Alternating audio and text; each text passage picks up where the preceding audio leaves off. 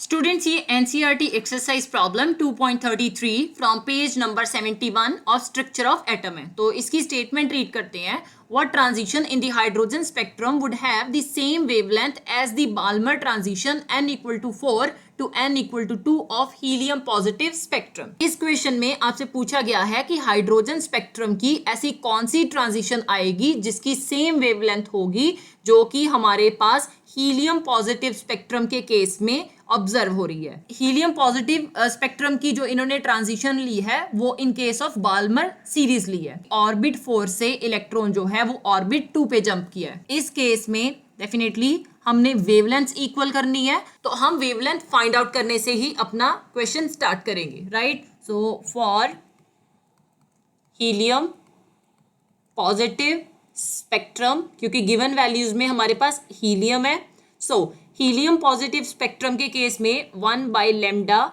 Equal to R Z square 1 by n1 square minus 1 by n2 square, ये formula use होगा, right. अब यहाँ पे R जो है दैट इज रिडबर्ग्स कांस्टेंट, ठीक है। इसकी वैल्यू आपको लिखने की जरूरत नहीं है क्योंकि ये हम कैंसिल ही कर देंगे। Z जो है दैट इज एटॉमिक नंबर, और atomic number of helium atom हमारे पास कितना आता है, that is 2। n1 helium positive spectrum के केस में कितना आ रहा है, दैट इज 4, और n2 की वैल्यू हमारे पास 2 आ रही है, राइट। तो सारी वैल्यूज पुट करेंगे, so 1 by lambda equal to R, जी की वैल्यू 2 का स्क्वायर हो जाएगा, right.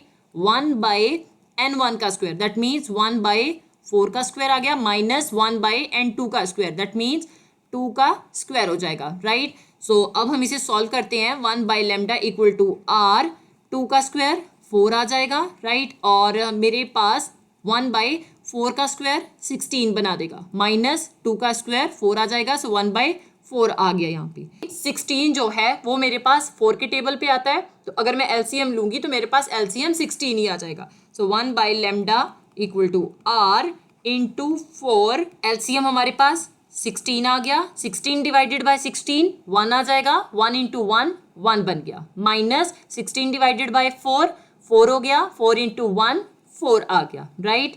So 1 by lambda equal to R into 4, 1 minus 4 it will be minus 3 by 16, 4 1 the 4 4 4 the 16, 1 by lambda इसकी वैल्यू कितनी आ गई, that is minus 3 by 4 R, right. तो ये वैल्यू आप इसे फर्स्ट कंसिडर कर लोगे। क्वेश्चन में इन्होंने बोला है कि जो हमारे पास वेवलेंथ है, ठीक है, वो हीलियम पॉजिटिव स्पेक्ट्रम के केस में और हाइड्रोजन के केस में सेम आ रही है, राइट। तो डेफिनेटली मेरे पास अगर मैं हाइड्रोजन के केस में बोलूं तो you can write for hydrogen spectrum, again हम फॉर्मूला सेम ही अप्लाई करेंगे।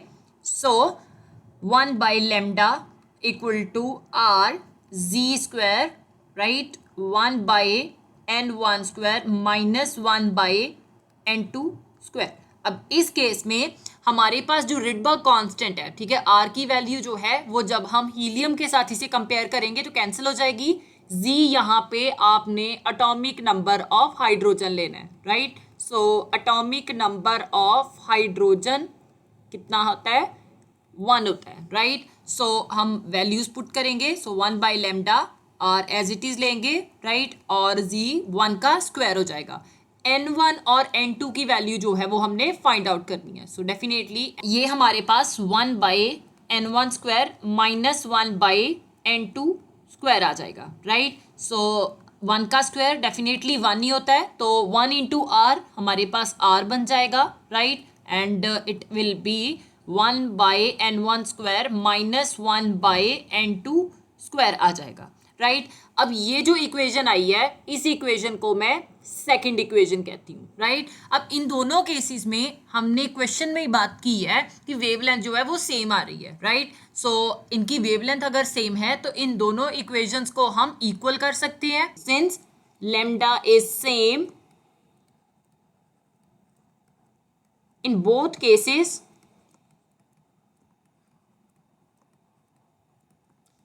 so equating equation 1 and 2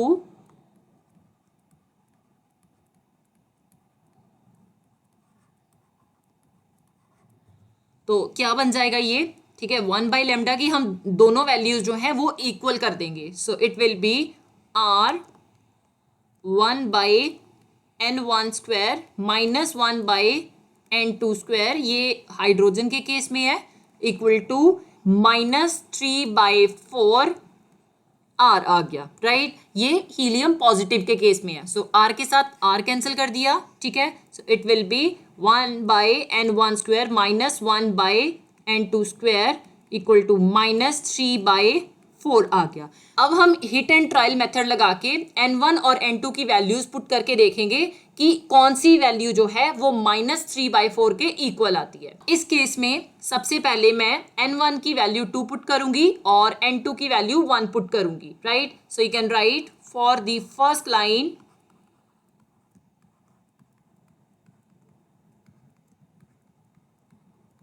in the Lehman series,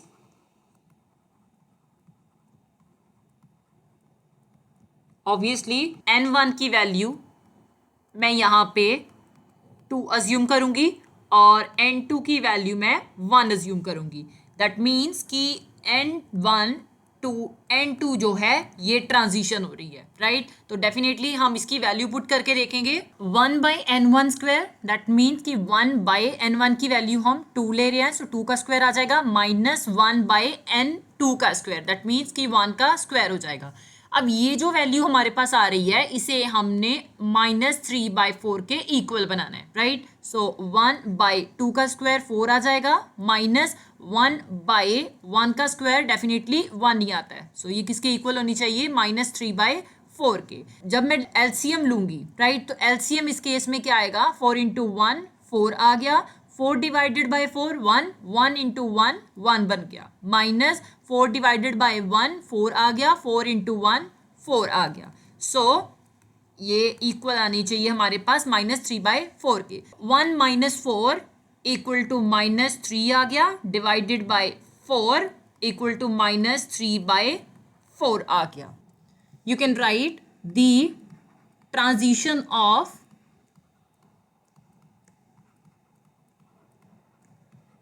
Lehman series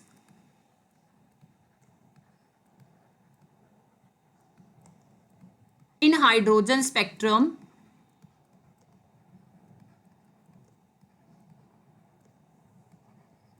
have the same wavelength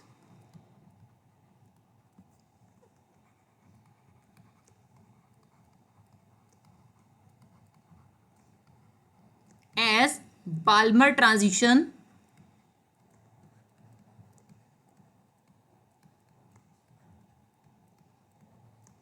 n equal to 4 to n equal to 2 of helium positive spectrum.